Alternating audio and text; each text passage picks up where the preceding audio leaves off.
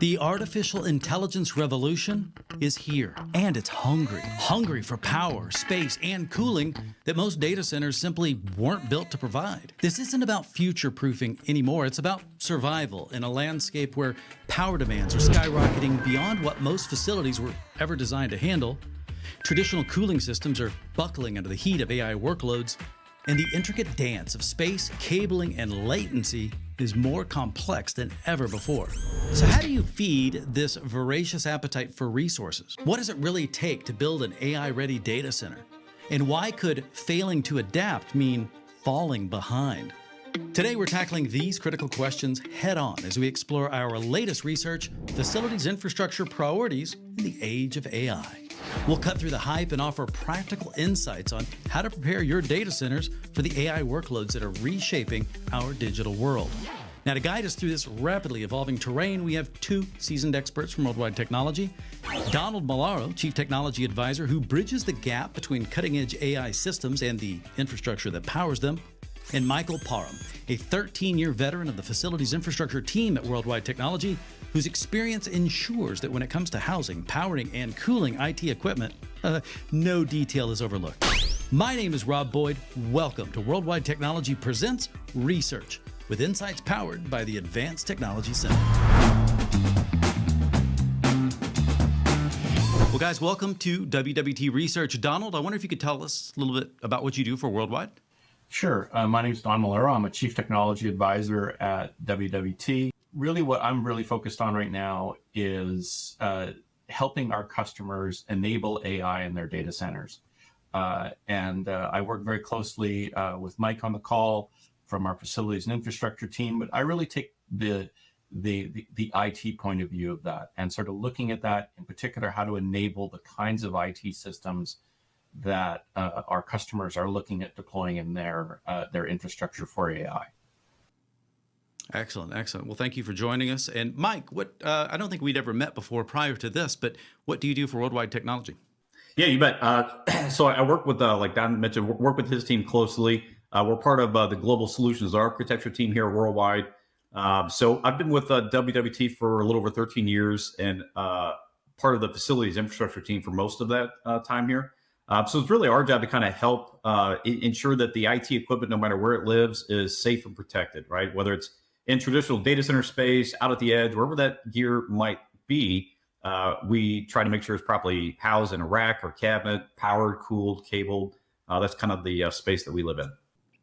Well, this video, I'm told, offers proof that people do care about facilities and that you should not feel down about the fact that you're the last phone call ever to be made in a project when decisions and budgets have already been exhausted.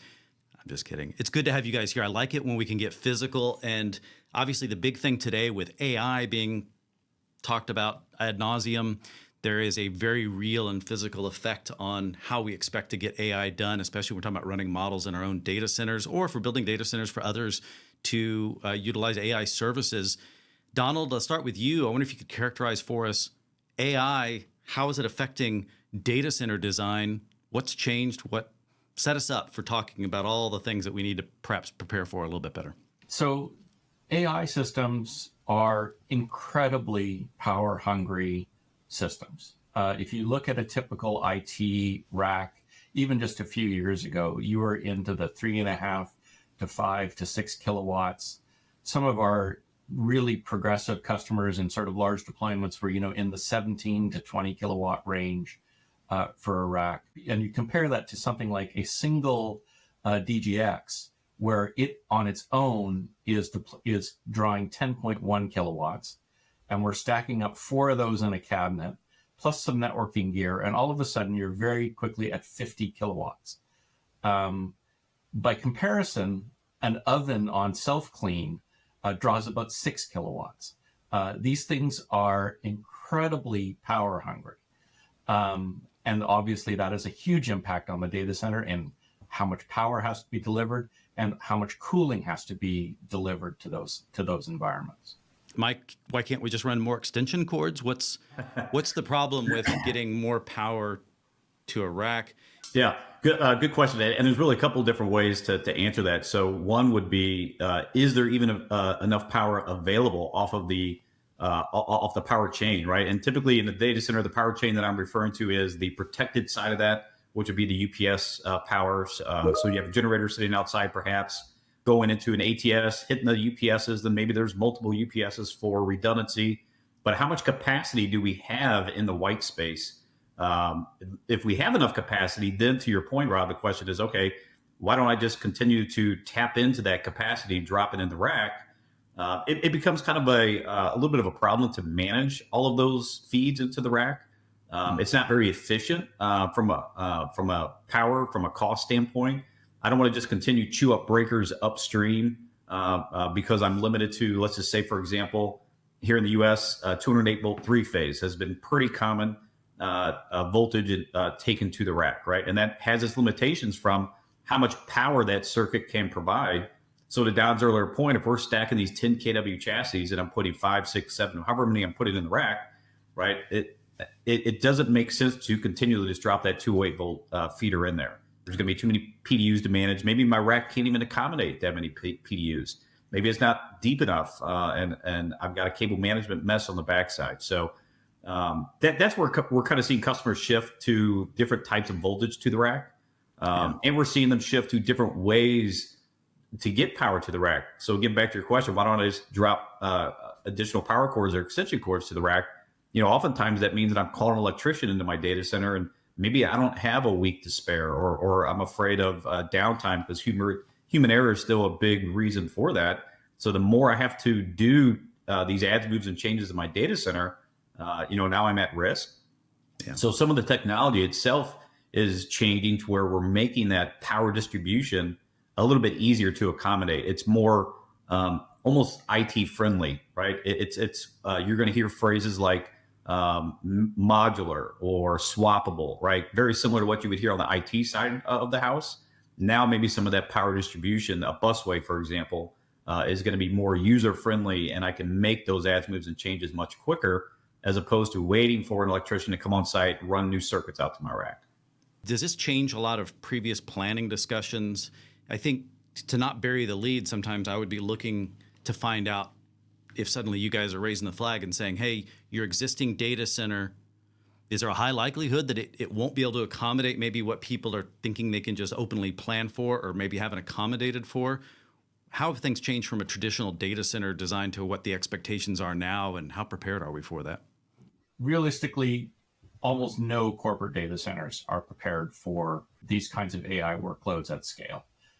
It is possible to get them into those kinds of data centers by de-densifying the deployment, spreading the load around through the data center and sort of, easing into it. At the kinds of truly scaled that organizations are looking to do, the AI factories, there's very, very few, if any, of the sort of corporate data centers that are truly prepared for that kind of workload. So we're working very closely with our customers there who are looking at retrofitting those environments and putting in, containers or pods or something like that to hold those environments. We're also working very closely with our co-location providers, and so working with them to make sure that that those environments are enabled for AI workloads. And it's a challenge. It's a challenge across the industry, right? To sort of have homes for these very, very hot and power demanding workloads. As power increases, then obviously we have to bring in cooling because one doesn't happen without the other. And so you solve for that one problem, but you can't solve for it in isolation. So back to your question, why is data center design, what's being impacted? So a traditional approach has typically always been a watts per square foot, right? I look at how big is my space, I apply a number to it, and that tells me how much infrastructure I need to go install day one, meaning how many tons of AC do I need, whether that's, on the chiller side or a condenser side, right? My heat rejection. And then on the inside of the white space, how many air handlers do I need? How big of a UPS do I need? And oftentimes that infrastructure was installed day one, and the consumer would just kind of consume it as needed, right? The data center would grow and maybe start out at 10 to 15% load, and that would kind of scale up. Even with that design before AI, we were seeing customers struggle, especially in the cooling space, because maybe there's still available power from the UPS, but I've now maybe hit a couple racks that are 10, 15, maybe 17 kW, and I'm starting to have hotspots. So even in traditional data centers, we saw customers struggle with that kind of traditional design approach, where oftentimes they would have 2 to 3 times the amount of air handlers or air conditioning systems in the white space just to offset air mixing, not good, very good thermal management, and hotspots, right? So now the problem is even a little worse. Now maybe I can't even get enough power into this space, right? Because I'm dropping in these racks at 50, 60, 70 kW. So we're to Don's point, a lot of customers I think have that traditional space, which is a raised floor, right? And kind of that number that most folks are going to struggle with is really anything over about 15 to 20 kW. In a raised floor, air conditioning, that's kind of where we top out. From a 208-volt distribution to my rack, that's kind of where we also topped out, right? 60 amp, 17 kilowatt power strip was for many years the biggest that customers were using. 208 has increased, right? We can get up to 100 amps, and now we're talking in that 27, 28 kW range, but still that's not going to accommodate 50, 60, 70 kW or higher at the rack level. So that's where we're seeing just a dramatic shift, and it's a very quick shift. That approach that I explained earlier, watts per square foot, raised floor environment, that's been around for decades. And everything has changed in a matter of a year or less. So you're mentioning some cutoff reference points for power. Yep. Are there similar ones, to make it simple, Yeah. for cooling capacity when it comes to Yeah. air, I guess? Because we begin to distinguish between, is air reaching its limit? We have kind of a workshop and an assessment that we can kind of help customers understand that. But you're exactly right. And it's almost the same. Call it about that 20 kW mark. In a traditional data center with that raised floor, downflow air conditioner type approach, even if we do ducting and I'm trying to get all the hot air back to my air conditioning systems, and I'm doing really good with blanking panels and making sure that I'm not having any air mixing, that 15 to 20 kW mark is still about as highest as we can get. So then we start moving to different types of air, right? I'm going to do maybe row-based air conditioners. I'm going to do hot aisle containment. I'm going to do maybe even rear door air conditioning. So we see in-row can help customers maybe get in that 30, 40, 50 kW range at the rack. Rear door is going to take it from there. I'm still using air right across the IT chassis, but that rear door cold water that sits in that coil on the rear door, maybe we're at 30 to 80 kW perhaps, right? And then from there, that's when I think the industry has started to shift to some type of liquid, whether it's to the chip, to the chassis.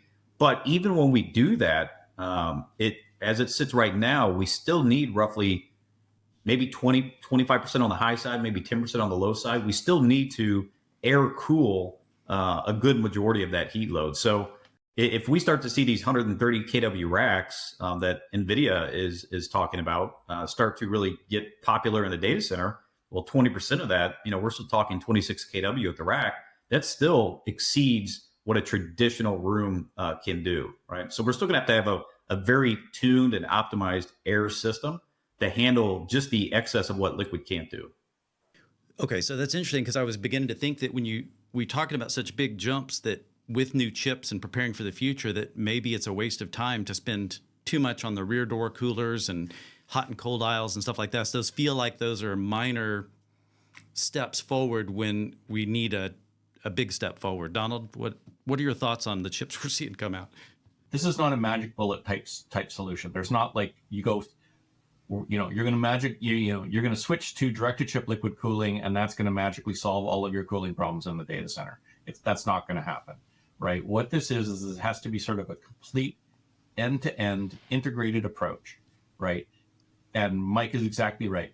Good hygiene in the data center, hot and cold aisle containment, blanking panels, getting airflow right? Once that's all done, applying rear door heat exchangers. Once we're sort of at the point that we start to exceed loads there, combining rear door heat exchangers with direct-to-chip liquid cooling. It's a progression from one to the other. It's not like where one solution is going to come in and solve this fundamental problem. I feel like you really see me in that, because that's always what I look for. I'm like, well, what's the best, man? Let me just focus on that and just cut right to that chase. And you're saying that's a little short-sighted. You're exactly right. Facilities, infrastructure, it hasn't been sort of one of the primary concerns when talking about deploying in data centers. When I used to do these things for large organizations, I didn't care all that much about what the impact on the facilities and infrastructure was. I just sort of expected it to be there. What we're seeing now is this is now part of and what we're doing at WWT is we're pushing these conversations to be very early on in the discussion. Because the timescales involved in making changes to the facilities are much, much longer than getting some IT gear in. One of the things that's been fantastic for me to be partnered up with Mike and the facilities team is understanding that time is a very different sort of thing in the facilities world. The facilities world thinks about time in terms of a 20-year building life cycle, right? And sort of how long this equipment is going to last over 20 years. IT, if you're lucky, right, you're talking about a 5-year time scale. In the AI space, we're talking 18 months when gear is going to come in and be refreshed. It's a fundamentally different view of time that has to be thought about when we're deploying these systems. And this is why I think there's going to be bringing so much innovation into the facilities and infrastructure space, I think is a huge opportunity for WWT, but it also is one of these things that's going to fundamentally enable our customers to deploy the systems that they're demanding. As in other research reports, you can subdivide priorities and you can say, I'm going to tackle this first one before I tackle the second one. I don't feel like we've got that luxury here because it feels like all of these things have such an important effect on the other. We mentioned cooling. Power is number one. Cooling is number two. But then we have cabling and pathways, space and physical footprint, and then sustainability and energy management, which to me kind of starts bringing us full circle. But I wanted to say that to give you permission to fully say, where are the recommendations coming from today based on what you're seeing? And are there some demarcation points between, oh, you don't need a new facility. I think you can do a retrofit for a period of time. But if you were interested in doing these things, you're going to have to look for external providers. I don't know. Are there any general rules of thought when it comes to how to address this based on what the CEO is telling us we need to be prepared for right now? You bet, Rob. So I think we can certainly go on site and do that, kind of the existing data center brownfield assessment, right? How can we best optimize what you have? I mean, we still need to understand from the IT side of the house, what's the expected load at the rack? What's the IT stack going to look like? And perhaps that can be changed or tweaked. To a point that Donna made earlier, we have a customer that their problem is not the square footage. They have enough white space to spread into.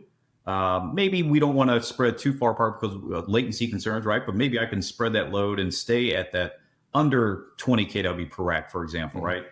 Maybe it's just 1 or 2 DGXs per rack, and I can do that. So perhaps I have enough power to have as many racks as I need at that medium to low density. Maybe I don't. Maybe I don't have the square footage to spread out. Maybe I need to go 50, 60, 70 kW per rack. And now it's the question of, okay, can I accommodate that by just my traditional voltage to the rack? And I can my rack can accommodate 6 PDUs, for example, which we have seen customers do. Okay, then maybe that's the short-term answer. I think cooling might be a little bit more difficult in some cases because to the point you had made very early, can't I just keep taking power circuits to the rack? And to a certain degree, you can, right? But the cooling is really kind of has more of a hard stop at once we hit this level, we need to do a different type of cooling. Yeah. So now we're talking mechanical installation of different gear.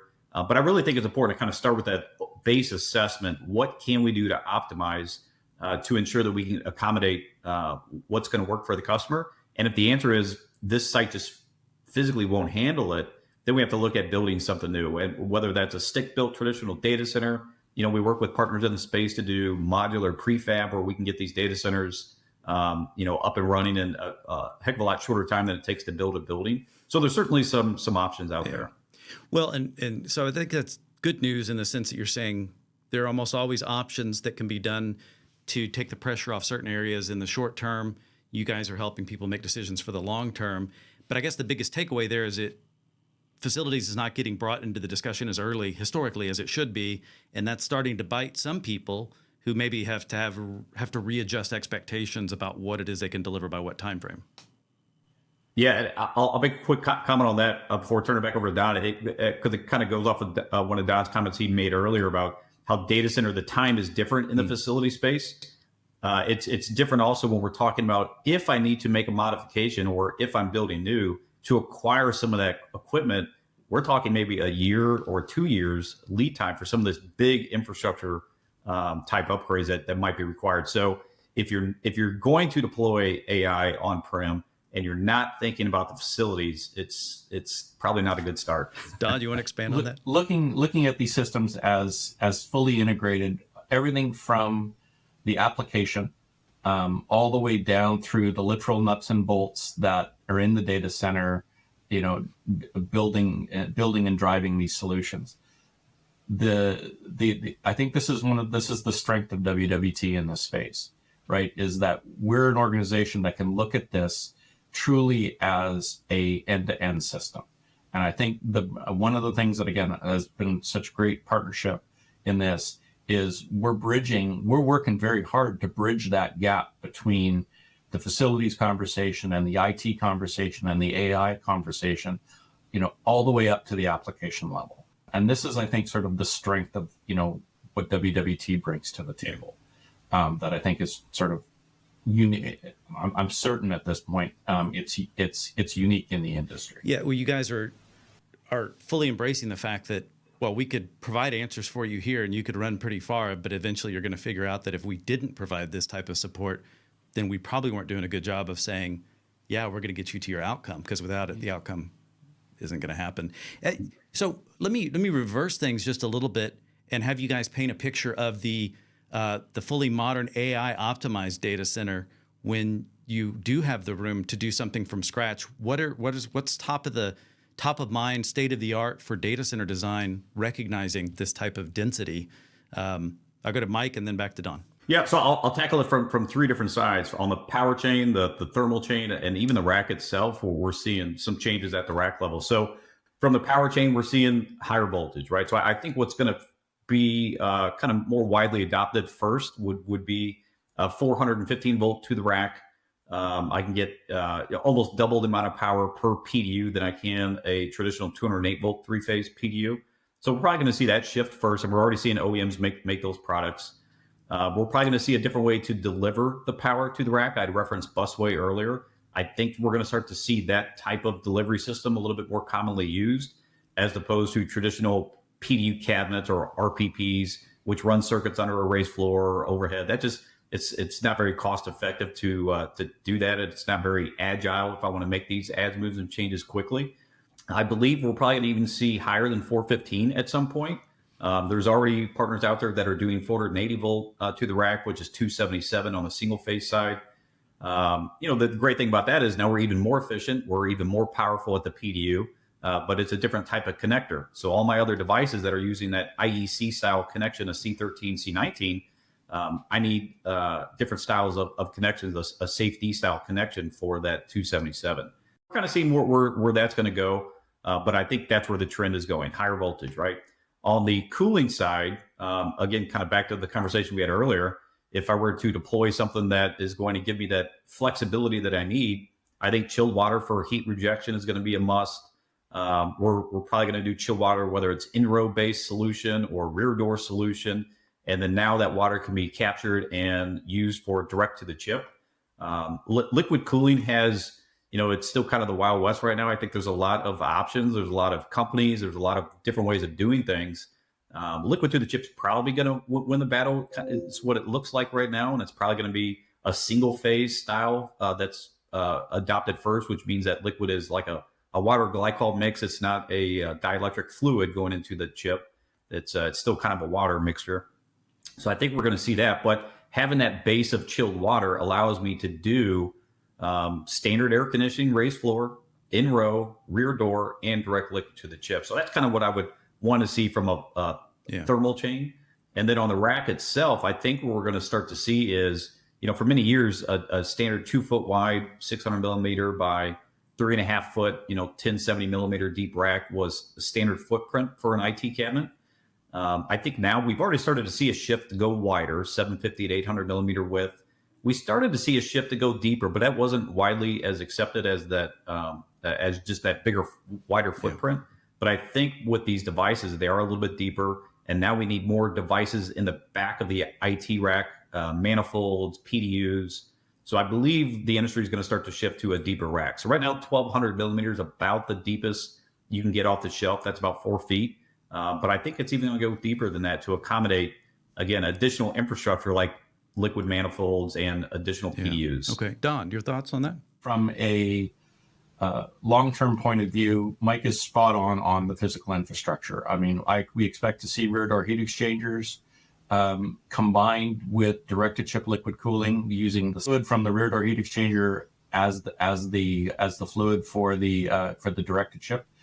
That's completely feasible, and we're going to get 100% heat capture with that. Beyond that, moving up the IT stack, we're going to see more advanced, more dense compute units, be those NVIDIA DGX type systems. But we're also going to start to see the applications themselves get smarter. We're already seeing on the innovation side from some of our chip partners, designing for efficiency and providing efficiency tools that look at a computation and see if there's a more efficient way from a power point of view to do that computation. So again, there is optimization up the stack that can be done in order to get more effective work done for every watt that's put into the data center. I think that is something that I'm looking at from a long-term innovation point of view that I think is really exciting. AI helping make some of those decisions for? I mean, this is sort of eating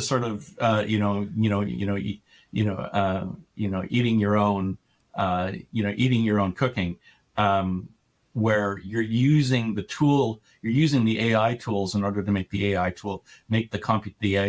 computations more efficient.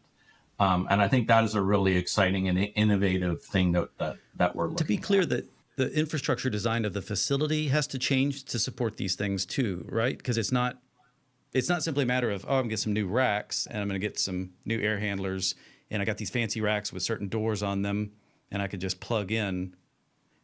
These decisions are going to affect like the space that it sits in, what type of raised floor, maybe how high the ceilings are. One of the big challenges in this, and literally big challenges, is that AI racks are enormous and they're heavy, and that lots of raised floor environments, simply can't handle those kinds of things. So you're seeing lots of, it's much more common now to see these things being deployed on slab, because, obviously a concrete floor can handle a lot more of that. You have to be concerned about things like if the data center has multiple floors, the elevators are capable of moving this kind of equipment. These things are big and they're heavy and they're beasts. Yeah, that's it. Because I know through my years, and I'm sure it's still the case, but many colos are in high rises taking up, empty floors or something like that. I didn't think though about the weight. You guys have these thresholds every time I turn around. There's a new threshold I got to worry about. Well, one of the thresholds that we're running into is when you have these large systems, multiple rack AI systems that are all highly interconnected with them, you're running out of cable space. You're running out of space in the cable trays to actually interconnect these racks together. And so that all has to be designed for when the architecture is laid down. And so there's lots of things that were sort of just, quite frankly, taken for granted in the past that have now become very serious deployment issues. And when you talk about cabling, I think it said in the report that you can expect, fiber is becoming important here. A lot of these racks need to communicate with each other with a very low amount of latency from a networking perspective to do, I don't know if it's the inferencing or the training phases or whichever's most important, but there's a balance of distance between these. You maybe want more distance because you've got cooling hotspots and distribute, but then all of a sudden, we're experimenting with how do we communicate between systems. Does that come into the design as well as you start thinking through how they're going to actually work in that system? Lots of these AI calculations from a high performance computing point of view, they're what's called last responder applications. The computation is distributed among many nodes, and all the nodes are working away. And then at some point, they all have to come together and report their results together.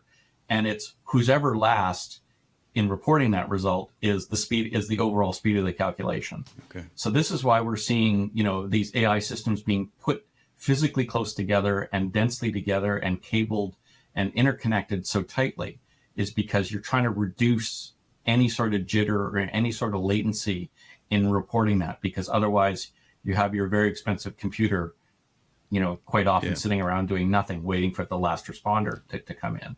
So this is why we're seeing that design ethos there. It's a wonderful time to do engineering in this space, because it's all trade-off engineering, right? You can trade space for latency, you can trade space for cooling, you can trade power distribution for cooling, and there's all sorts of these fantastic trade-offs to be made from an engineering design point of view.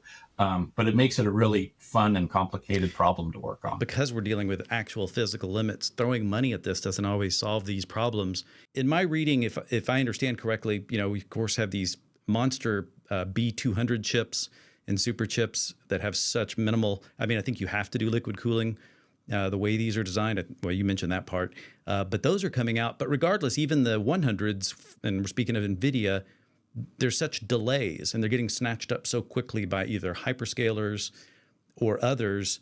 So I feel like that's going to cause a delay. I don't know if it's a delay long enough to accommodate how long facilities typically takes to order power supplies and such like this. But yeah, Mike, does this delay mean, hey, take this time to be smarter about what you're doing? Seeing the facility is probably still the longer delay, right? With getting slowest. Getting a new generator on site, getting new switchgear, ATSs, getting that type of infrastructure on site is still going to take a little bit longer probably than getting the new chipset on site. Well, you guys have mentioned a little bit here and there, but let's do it formally. Don, where do you recommend where WWT can help most, depending on where someone is in the process? At what point should they call you? What could they expect? Facilities and infrastructure workshop, specifically around, calibrating whether your data center is ready for AI. It's a great workshop that the facilities teams run. It's very useful. The thing I've discovered is that because data centers are physical places and they're in unique places, every single one of them has a great deal of unique properties. So looking at that data center and getting those assessments done is an absolutely critical first step in determining how you're going to meet those board level objectives of deploying AI as quickly as possible. It's something that our customers, you really can't delay that. It almost has to be step one in making that. How are we going to deploy AI solution? I feel like if someone's working with WWT at some point, they're going to have to talk to you guys. If someone didn't force it to happen early in the process, then shame on them, because I hope it may cost you more money. But Mike, do you have any final points you want to leave us with here? You bet. Yeah, definitely echo what Don said. The workshop is going to be, I think, key, because it's an education, right? There's one thing about the space, then now we're taking away from cooling or the latency, right? So there's that triangle where every time we kind of move it around, we have to make considerations for the other technologies. So I think just getting that overview of what are all the options, what are pros, what are cons, what can we do?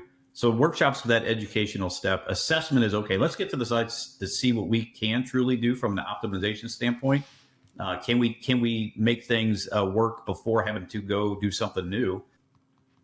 Coming to the ATC as part of that workshop, I think, is also key, right? Looking at the AI proving ground, some of the options that we have deployed on-prem in our own environment to help educate and show customers different ways of doing things. So I think those three things, right? The education from a workshop, an ATC, AI proving ground, assessment on site, and then we can kind of start with that engineering and designing aspect of how can we help you accommodate what you're trying to do. Well, that's perfect. Mike, thank you so much.